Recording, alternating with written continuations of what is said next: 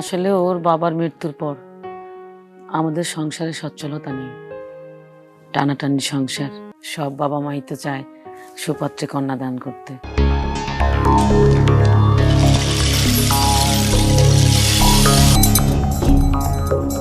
কিছুদিন যাবৎ আমি খুব দুঃস্বপ্ন দেখছি। দুঃস্বপ্ন নয়, একই স্বপ্ন বারবার। মানুষ তো ঘুমালে স্বপ্ন দেখবেই,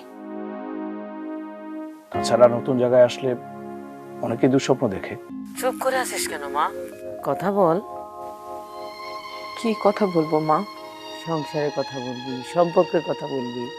কোনো সম্পর্কই যে নেই মা। শোন, চাটা খাই, তারপর মিলা ঘুরবো না।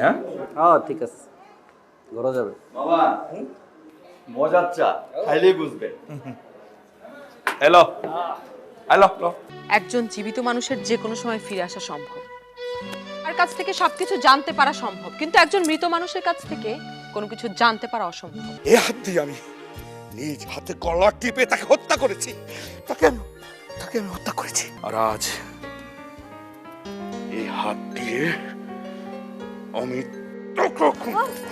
এ সপ্তাহের নাটক তিস্তা, রচনা খালিদ মাহবুব তুর্য, প্রযোজনা মামুন মাহমুদ। দেখবেন 14 ডিসেম্বর শনিবার রাত 9টা 5 মিনিটে।